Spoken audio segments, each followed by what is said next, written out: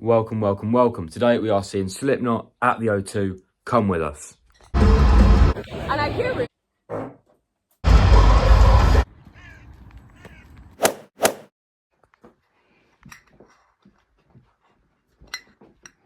Support from Bleed From Within. Good band. Slipknot. Yeah, I think I know them. They're pretty decent. So it's going to be a good one. Let's go. Let's go.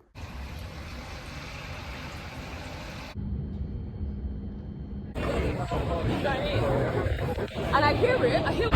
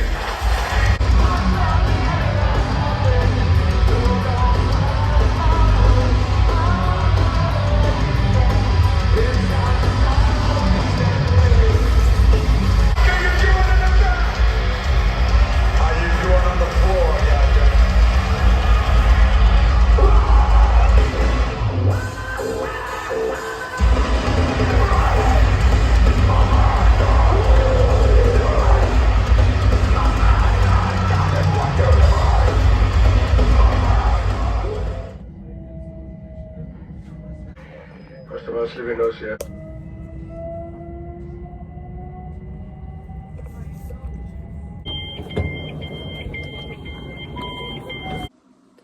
We are now back. It is 12:15, so it's actually a pretty early one to be back on. And I just thought I'd put you in with a little bit of info, a little bit of background on when I go to gigs. Not just when I do videos, but in general for the last few years where I've been going. I used to have fucking horrible earache afterwards. And some of the old school punk gigs as well, like in the 100 Club on Oxford Street. Or some of the ones in Brighton, like Chalk and Concord 2, and where else we used to go. My ears would ring, and then I would not hear anything for like 2 days after. And especially when I matured a little bit and I valued my health and shit like that, which is a bit boring really. I realised I couldn't hear anything, and my hearing was pretty shit.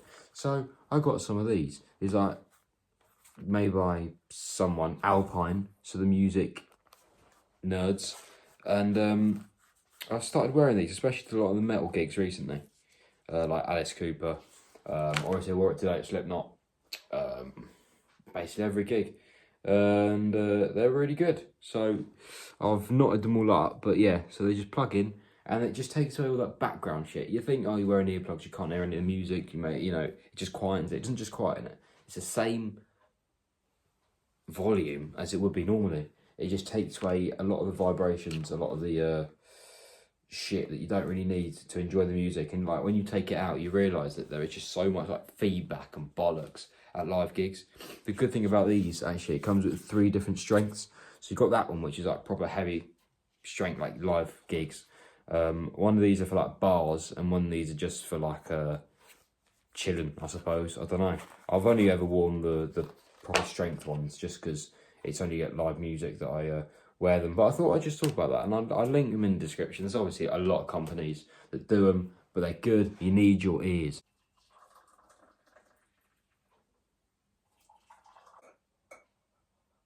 So how was the gig? Pretty decent. First of all, Bleed From Within are incredible. They did mention I didn't realise they had an album out coming next year, and they've done already 2 singles from it. I really like the song that they played live. First time I'd ever heard it, and it was really, really good. Then they've got a tour coming up, and they are playing O2 Kentish Town. So I thought, why not? It was a Scottish fella singing. Don't know his name. Don't know anything about him really. But I just listened to like their set list beforehand, and I really, really liked it. So then he was talking about how they going on tour and all that, and I thought, I think I might go to them. I thought I really, really enjoyed them. I don't know any of their song titles. I don't know anything really about them apart from the bloke's Scottish, and it probably is the rest of them are too, unfortunately. And yeah, they're really, really good. Probably I enjoyed them more than Slipknot, because Slipknot is a bucket list purely for the reason that Slipknot, you know. I'm not the biggest fan in the world. I just thought, I don't really sit down and listen to them. Obviously I did in the lead up to this gig, but I don't really listen to them in general. Like, they're not in my daily playlist or anything like that. And I think it was just one of them where I decided to go, because why the bugger not? And I did really enjoy it. I think it was more of a gig for proper full-on fans that know every song in and out, because it was just the first Slipknot album from start to finish, which obviously I did enjoy, because I do like it when bands do just like a 1-album gig.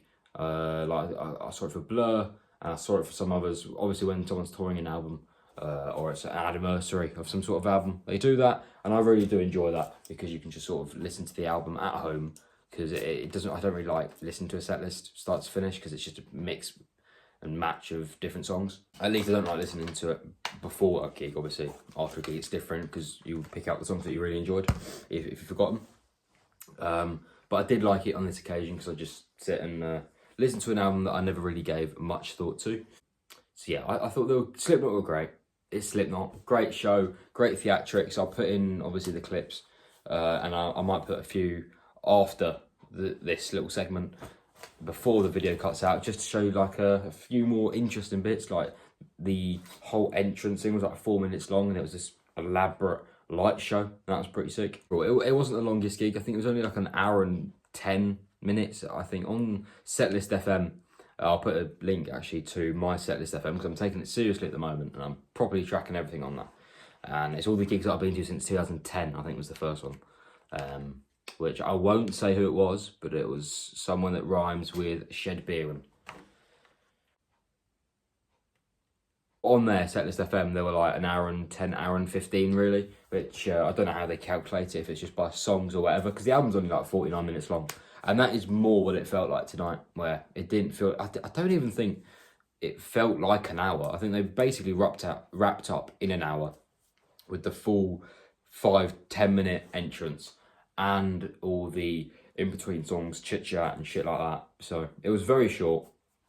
It was very fluid, obviously, because it's an album, so it's going to go from song to song, so you don't really notice it how you would with a normal set list.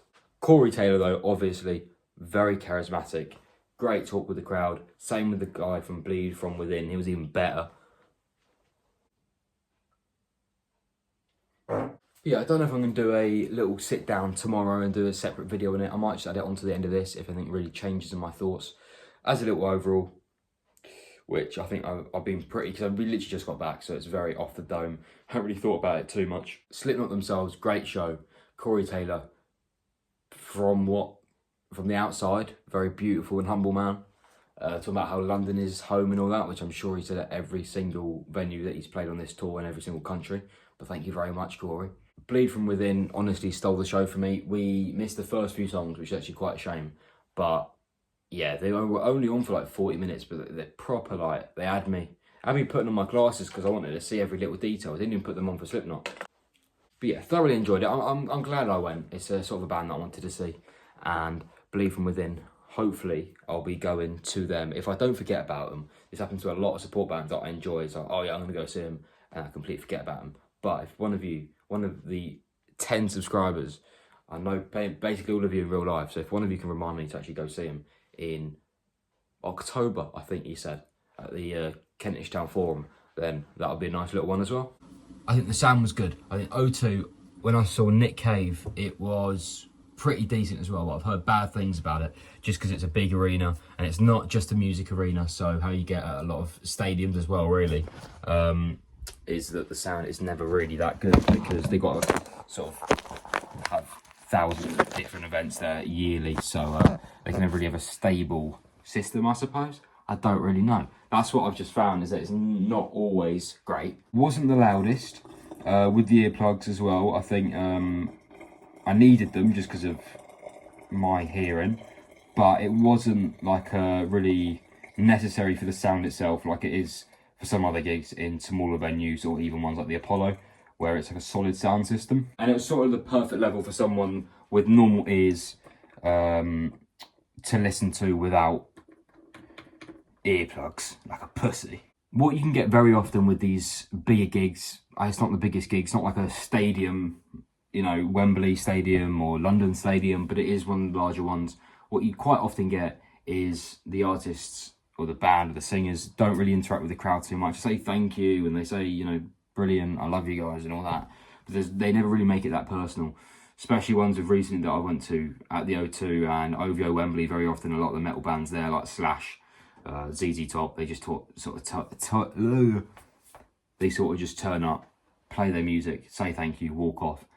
Both Bleed From Within singer, still I haven't researched his name because I'm not, you know, clever, and Corey Taylor were both interacting, talking their experiences in London.